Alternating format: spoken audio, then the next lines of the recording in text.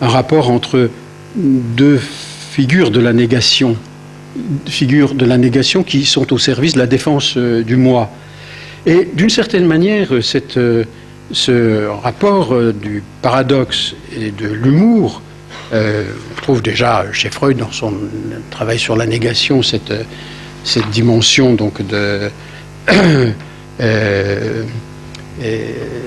dimension qui permet de représenter sous le couvert et d'affecter ce qui est représenté d'un signe dénégateur. L'humour permet donc à la fois l'éviction et en même temps le maintien d'un rapport avec ce qui est évincé, ce qui est rejeté. Et donc il y a là un second, un troisième degré dans le texte de More, avec cette introduction de l'humour dont il est particulièrement, auquel il est particulièrement sensible, une dimension qui est extrêmement intéressante pour l'analyse des rapports entre précisément l'utopie comme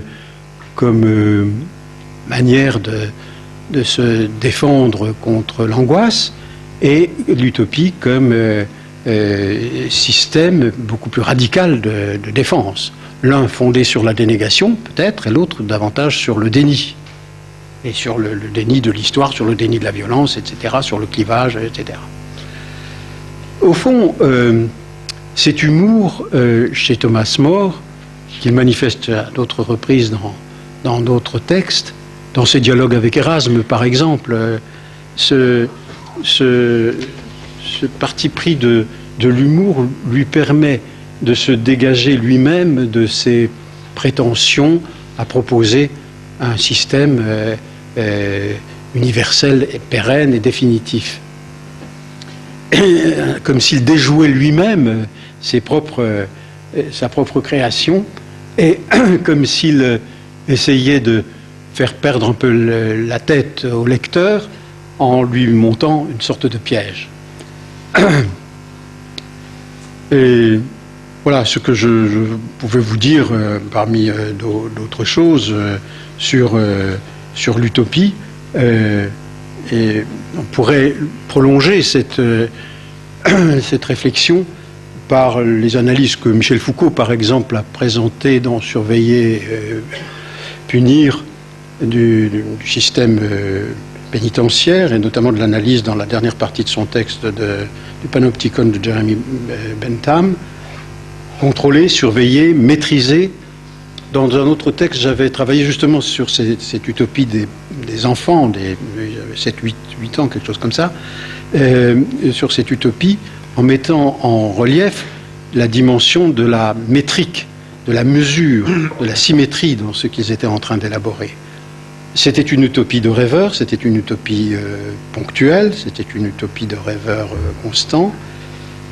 Aujourd'hui, je me semble que l'utopie prend une dimension plus tragique, moins humoristique, car la métrique, la mesure et la symétrie sont les maîtres mots de l'organisation sociale, et on en sait quelque chose aussi bien dans les institutions de l'éducation, de la santé mentale, et peut-être plus généralement de la santé, mais aussi de l'institution judiciaire, 3 institutions qui sont dans toutes les sociétés des institutions en charge de la fabrication du symbolique, la fabrication de ce que l'humain peut s'approprier, transmettre, recevoir et se distinguer les uns des autres en maintenant son espace subjectif. Je pense que l'utopie est une grande figure, l'utopie systématique, meurtrière, est une grande figure de l'organisation sociale et des mentalités. Et j'évoquais tout à l'heure avec Maurice Korkos cette idée initialement de Hegel et reprise par Heidegger en 1930, que nous sommes en plein dans ce qu'il décrivait alors, au moment de la grande crise économique de 29 pour Heidegger, et au moment où il faisait alors une critique du capitalisme comme instituant les équivalents universaux à travers l'argent, à travers la finance, éliminant ainsi toute autre relation dans la constitution des richesses au sujet de ces richesses, au sujet qui les produit et ceux auxquels ils sont distribués, produisant ainsi ce qu'il appelait donc un processus sans sujet. Si j'avais à donner une formule radicale de ce qu'est l'utopie dans sa forme meurtrière, je dirais que c'est dans toutes les utopies, celle de Sade, comme celle de Fourier, comme les utopies meurtrières de Guyana, dont je parlais au début, sont des utopies qui mettent en place des organisations et des processus sans sujet. Je crois qu'il est temps de se réveiller du cauchemar et d'essayer de rêver autre chose.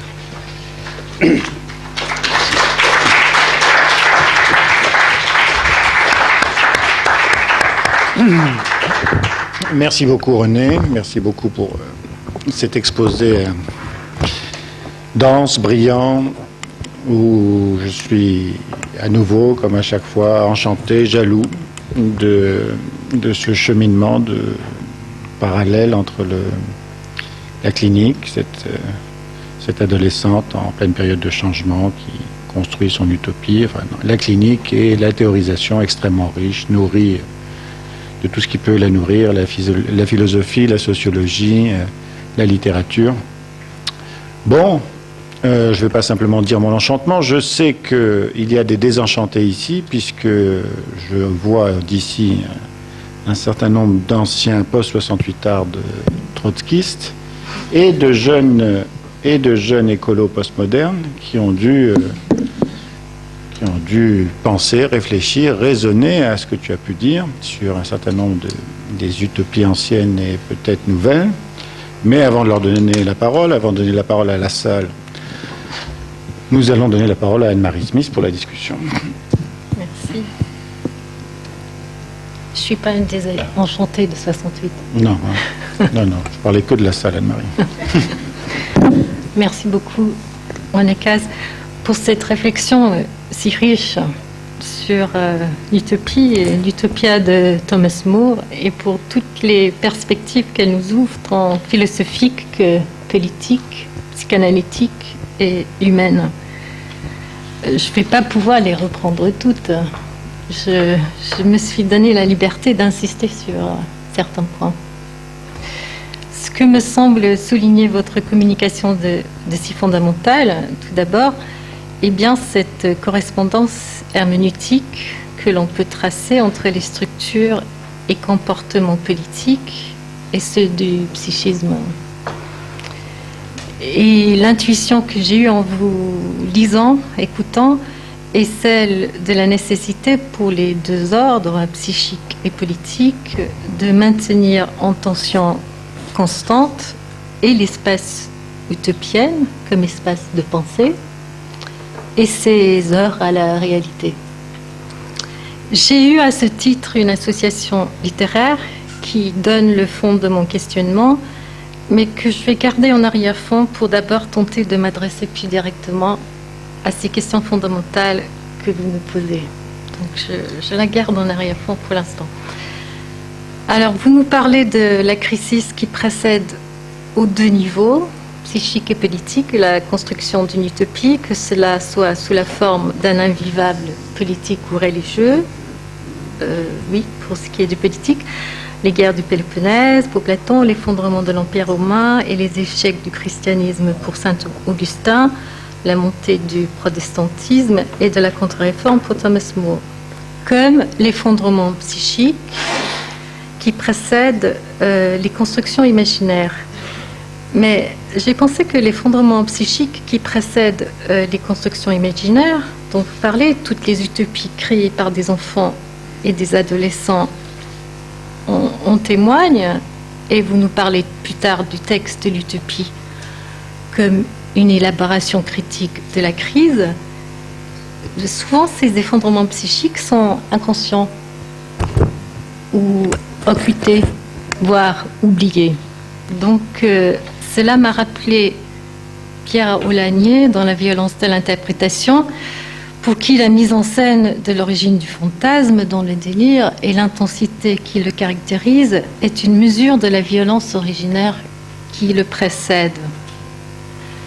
Ce qui me semble différencier les deux modèles, politique et psychique, dans ce cas, alors, et c'est peut-être là que le modèle politique peut nous servir comme représentation de ce qui, pour la psyché, souvent reste irreprésentable, et justement ce fait que dans la vie humaine collective, entre hommes, ce que vous appelez, je vous cite, un changement catastrophique des systèmes de représentation est au moins repérable et visible dans ces agitations, alors que l'horizon catastrophique de la construction délirante ne devient perceptible, ne fait symptôme qu'après coup.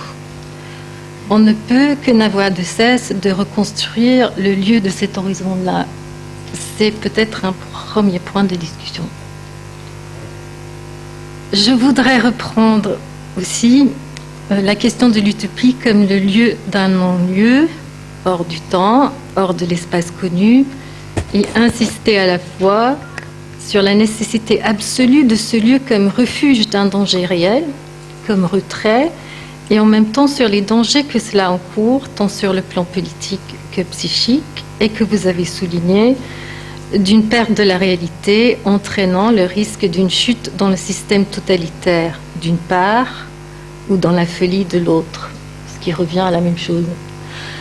Dont la nécessité de voir l'utopie comme un troisième genre, pour utiliser le terme de Platon dans le Timée, pour qualifier le lieu Cora qui nous dit être suspendu entre l'intelligible et le sensible.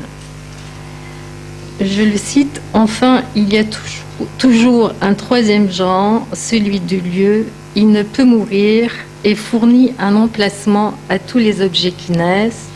Lui-même, il n'est perceptible que grâce à une sorte de raisonnement hybride que n'accompagne point la sensation, à peine peut-on y croire. C'est lui, certes, que nous apercevons comme en un rêve. Fin de citation. Cela nous mène, comme vous l'indiquez, à l'espace intermédiaire de Winnicott, dont je rappelle quelques éléments, puisqu'il appelle aussi une troisième ère, n'est-ce pas ? Troisième langue chez les théoriciens de la traduction, troisième ère, troisième lieu, troisième genre chez Platon. Troisième ère qui serait celle de l'expérience culturelle, qui est un dérivé du jouet, les deux autres ères étant la réalité psychique et la réalité extérieure du monde où vit l'individu. Et c'est le seul lieu, c'est le seul lieu où le jouet peut commencer, dit-il. Un lieu qui est au moment continuité, contiguïté, où s'originent tous les phénomènes transitionnels. Nous avons besoin, dit Winnicott, d'un troisième concept. Où sommes-nous quand ? Et là, il parle du lieu de l'expérience culturelle. La troisième ère, dit-il, tous ces fragments viennent de son texte sur le lieu de l'expérience culturelle. Cette troisième ère est un produit des expériences d'un individu dans l'environnement en vigueur. Les deux autres ères, c'est-à-dire la réalité psychique et la réalité externe, ne perdent aucune signification du fait de l'existence de l'autre lieu. Donc voilà, une troisième ère de l'expérience humaine, ni à l'intérieur de l'individu, ni à l'extérieur, dans le monde de la réalité partagée, qui occupe un espace potentiel. Et c'est cet espace qui nie l'idée de séparation entre la mère et le bébé. Or, comme le rappelle Ariel Lieberman dans un travail sur la transitionnalité chez Winnicott, et justement à propos du paradoxe de cet espace dont vous parlez, Winnicott lui-même insiste dans un lettre à Michael en 1952 sur la nécessité de se souvenir du thème transitionnel toujours lorsqu'on évoque l'espace intermédiaire, afin de ne pas perdre de vue le mouvement entre les réalités intérieures et extérieures impliquées dans ce terme. Car il n'y a surtout pas de stasis dans cet espace, tel que Winnicott le conçoit, cet espace dont la transition est la condition même. Cela me semble correspondre à ce que vous appelez le refus de la systématisation ou la tolérance extrême de l'utopie ponctuelle, mais qui est toujours menacée dans votre argument, me semble-t-il, par les dangers de l'instrumentalisation. Il en va de même, sans doute, pour la pensée de Winnicott et de son utilisation dans la psychanalyse. C'est Pierre Félida qui argumentait toujours contre toute systématisation de la pensée psychanalytique, n'est-ce pas, comme contresens absolu. Winnicott semble l'avoir entrevu justement dans cette insistance sur le mouvement du transitionnel. Et c'est d'ailleurs en soulignant l'expérience émotionnelle inhérente ici impliquée que Lieberman insiste à son tour sur le paradoxe en nous disant qu'il ne faudrait pas associer le transitionnel au transitoire au sens banal du terme. Ce n'est pas une étape dans le développement de l'enfant qu'il faudrait dépasser un jour, car il s'agit bien ici d'une expérience, je le cite, fondamentale et fondatrice de la condition humaine en tant que telle. C'est d'ailleurs tout le lien à la possibilité de l'illusion que génère la préoccupation maternelle primaire qui est en jeu ici, contenu Lieberman, ainsi que le maintien en tension du paradoxe du trouvé-créé. L'incarnation de ce paradoxe serait donc celle d'habiter un espace qui n'est ni externe ni interne, ou mieux encore, qui est à la fois interne et externe en même temps, comme un lieu hors du temps, un retour au temps d'avant le temps, comme vous dites, un lieu originaire, peut-être une enceinte, mais qui parfois trouve une place où se loger dans la réalité temporelle, cette place étant bien entendu toujours transitoire. Ça voyage. Et je crois que c'est intéressant ce que donne André Green au transitionnel dans le travail du négatif, cette histoire de voyage sans destination, du geste vers. La question ne serait donc pas celle d'un lieu que l'on devrait quitter, mais celle d'une vision maintenue constamment en tension entre la capacité visionnaire de l'écrit de l'utopie et les contraintes qu'impose la réalité extérieure. Il s'agit bien, à mon sens, d'un espace littéraire au sens fondamental du terme, et qui, à ce titre, ne pourra jamais remplacer la réalité dans ce que vous appelez une réification fétichiste, car il n'y a pas de prescription littéraire du politique. Comme vous dites, dans toute mise en pratique, on encourt le danger d'être contaminé par les mots auxquels on s'oppose. À son tour, la réalité ne remplacera jamais le littéraire, car il n'y aura pas de proscription littéraire. S'il y en a, on est tombé dans le totalitarisme. Et en voilà le paradoxe. C'est un des propos de Derrida, maître de paradoxe, dans Spectre de Marx, que c'est bien la fin de l'idéologie communiste, du moins en Europe, qui nous permet enfin de faire retour à la pensée de Marx. Et à ce titre, à la possibilité d'une pensée, avec un P majuscule, n'est-ce pas, contre les dangers de l'idéologie. Maintenant, les spectres de Marx est la première phrase de ce livre. Or, force est de constater que tous les commentateurs de l'utopie que vous évoquez, et ce sont de bien éloquents commentateurs, sont des philosophes et penseurs du littéraire. Voirnet, traducteur de Joyce, professeur de littérature comparée, que j'ai été appelée à remplacer une fois, comparatiste, Louis Marin, philosophe, sémiologue de l'image, Ben Ricassa, penseur des Lumières. Et il me semble, après Platon, Augustin, Maud, pouvoir dire que le lieu de l'utopie désigne essentiellement un espace de pensée, un écart au système politique religieux dominant, qui, puisque ce système est toujours linguistique, est un écart littéraire au sens fort du terme. C'est bien cet espace qu'il faudrait voir comme à la fois transitionnel et permanent, pour souligner le paradoxe de Winnicott, mis en exergue par Lieberman, et son insistance sur l'expérience émotionnelle inhérente qui est la condition même qui sous-tend cette troisième ère. Cela m'amène à Shakespeare, lieu de ma première association. C'est en vous lisant René Casse d'abord sur la question de l'effondrement que j'ai d'abord pensé à ces pièces de Shakespeare où la scène s'ouvre sur un naufrage, précédant la vie des survivants sur une île déserte ou enchantée, hors du temps, hors de l'espace connu, lieu où se déroulera toute l'action dramatique verbale de la pièce. Qu'il s'agisse de l'Illyria, qui était en fait une île imaginée, mais qui existait dans l'Adriatique, à l'époque de la Renaissance, qui existe toujours, dans la nuit des rois, ou de l'île enchantée de Prospero, déchu et exilé par son frère dans la tempête, ainsi échoue. Dans la tempête créée en 1611, presque un siècle après le contrepoint lumineux proposé par More à l'Angleterre de son temps, la scène s'ouvre sur le naufrage provoqué par Ariel, esprit positif de l'air et de souffle de vie, d'un navire portant le roi de Naples, son fils, ainsi que le frère parjure de Prospero, Antonio.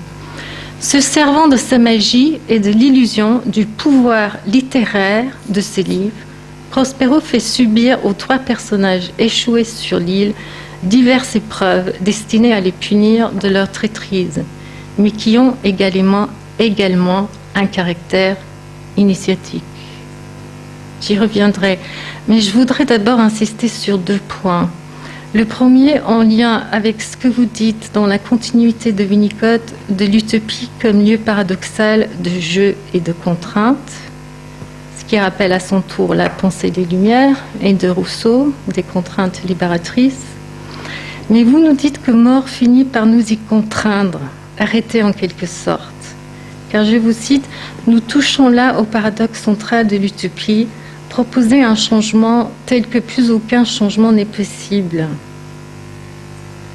Alors, j'avais pas compris ça en vous lisant, maintenant je le comprends mieux. C'est l'histoire de... Il n'y a plus de désir possible, parce que l'univers est contrôlé.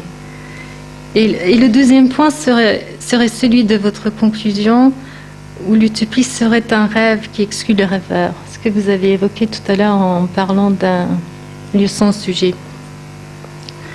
J'ai simplement pensé à la question de la mélancolie inhérente à cet état d'exil et d'idéal qu'incarne dans la pensée et dans la littérature le lieu de l'utopie, comme la face lumineuse d'un destin tragique soumis au réel de la barbarie. Le cas de More en est exemplaire, et je pense plus récemment à toute la pensée de Walter Benjamin de la survie, toujours tendue sur un fil précaire, mais combien inspiré, entre messianisme et matérialisme.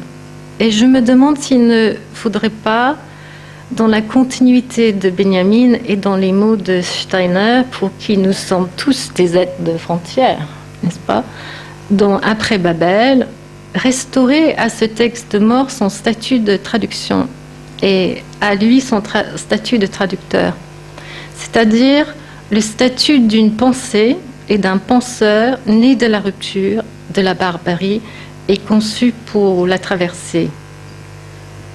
Et je n'ai pas de réponse à ces questions que je me pose. Qu'est-ce qu'il y traduit d'étranger dans la Renaissance italienne, dans ce livre? Pourquoi en latin? Quel dialogue avec Erasme? Et comment le lire aujourd'hui?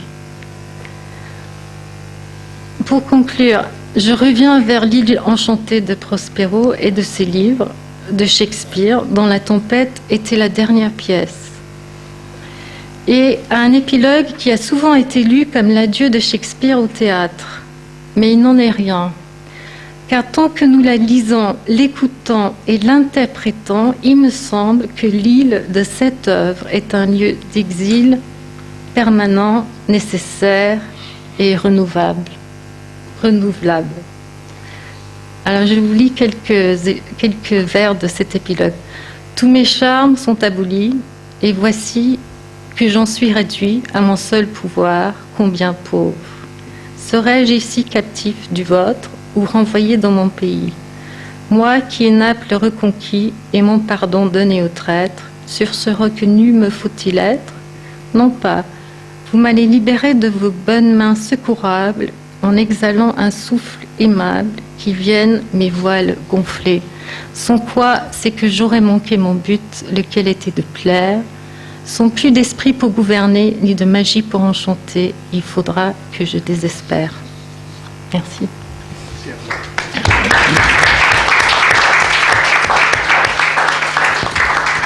Merci beaucoup Anne-Marie.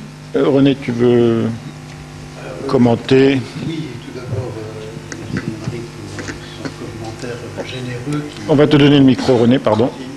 Et remercier Anne-Marie Smith pour son commentaire que je trouve très généreux par ce qu'elle apporte à ce que je n'avais peut-être aussi perçu aussi finement que ce qu'elle nous propose. Notamment, vous m'avez rendu attentif à la façon de rendre plus différencié ce qu'il en est de l'effondrement et de la crise, de la catastrophe dans le champ social et dans le champ psychique. C'est effectivement sur des processus de représentation différents que fonctionne la construction utopique dans le champ social et dans le champ intrapsychique.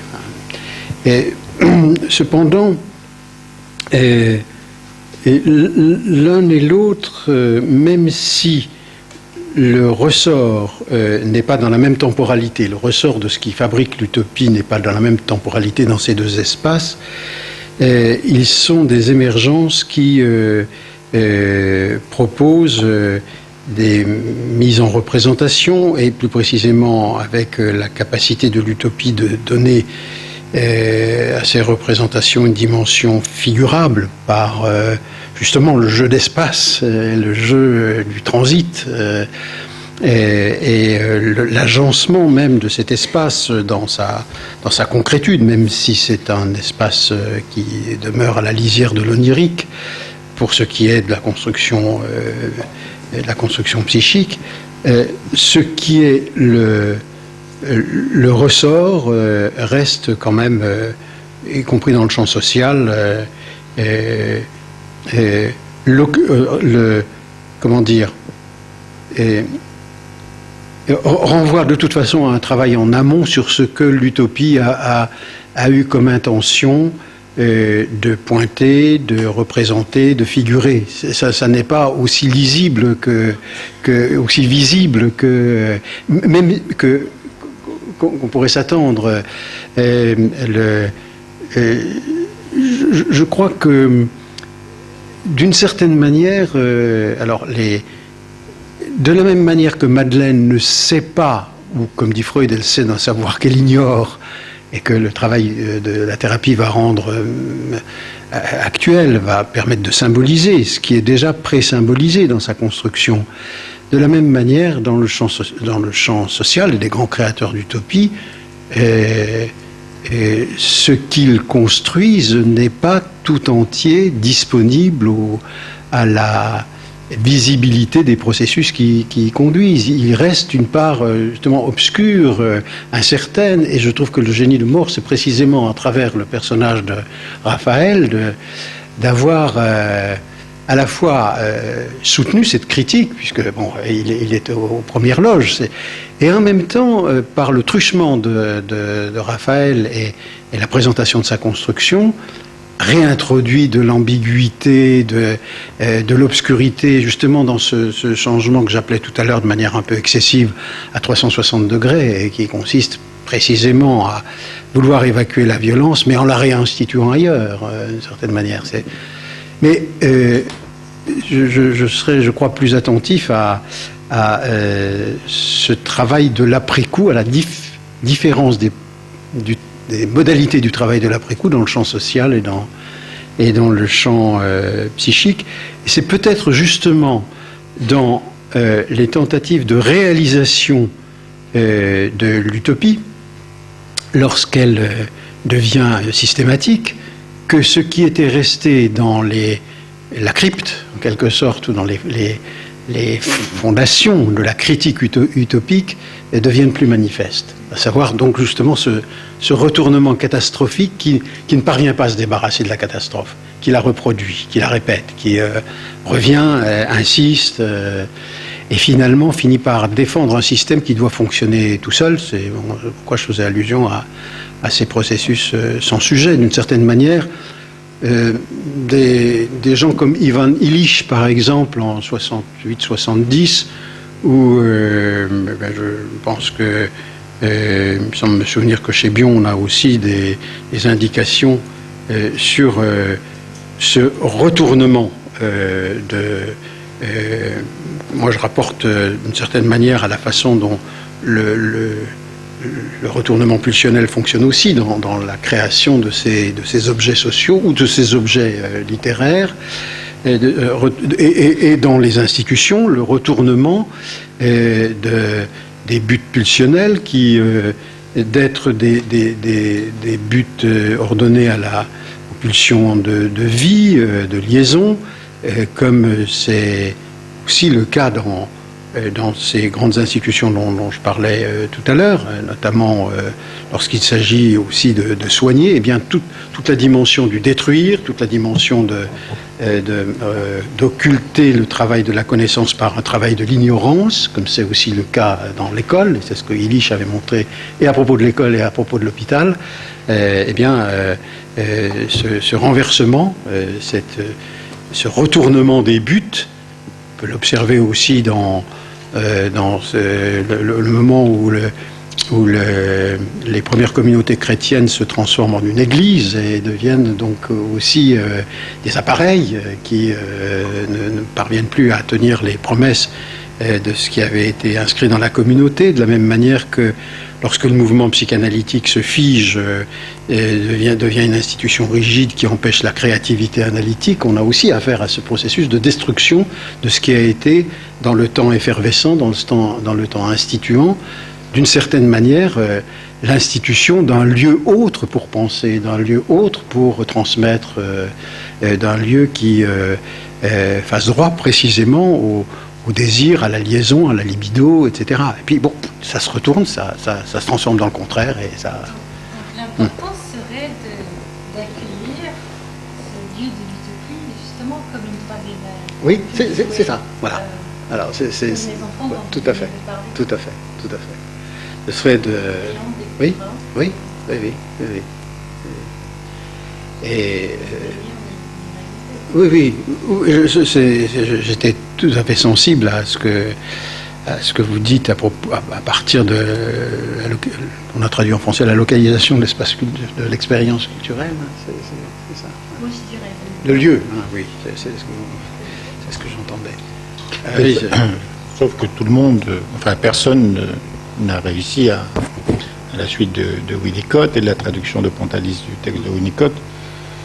C'est la phrase en exergue dans le bouquin Jeu et réalité, la phrase en exergue de Cat Stevens, c'est-à-dire « Where do the children play ?» Personne ne sait où les enfants jouent. Oui.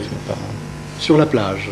C'est Tagore, hein, c'est la citation de Tagore. Oui, mais repris par Cat Stevens pour parler de 68 un peu. Oui. Et il joue sur une lisière entre père et mère. Comme dans Sa Majesté des Mouches de Golding, mais ça finit mal. Oui, voilà une utopie qui finit mal. Par contre, c'est que Winnicott n'essaie pas du tout d'analyser cette situation qui me regarde. Il dit, je l'ai entendu pendant mon adolescence. C'est ça. Ouais. Voilà. Ouais. Oui, mais c'est un aveu de sa perplexité.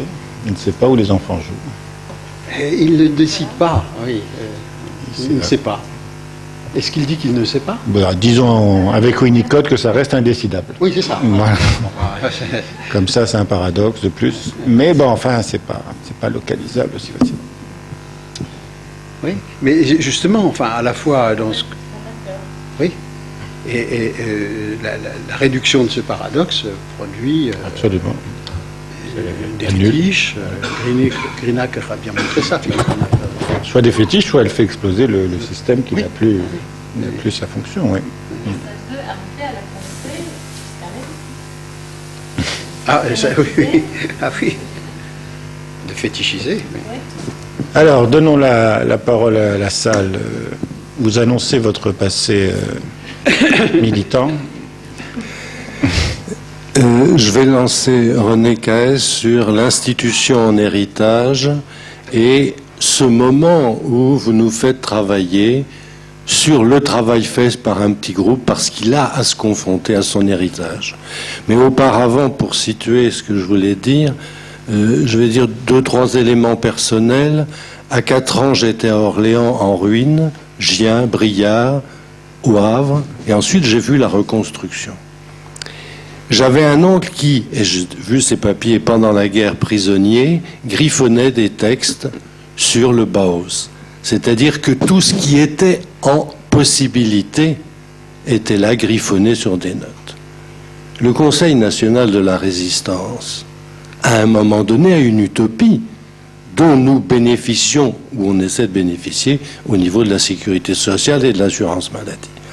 Est-ce qu'on ne pourrait pas travailler quelque chose qui serait, comme vous l'avez évoqué, au niveau de ces phénomènes collectifs, qu'il y a dans l'utopie quelque chose qu'on aurait à travailler peut-être de l'ordre d'une illusion d'un groupe, car rue du Four, quand ils se mettent d'accord, ça n'est pas du tout évident, mais quelque chose se passe d'une illusion groupale, point d'interrogation, pour lancer la discussion.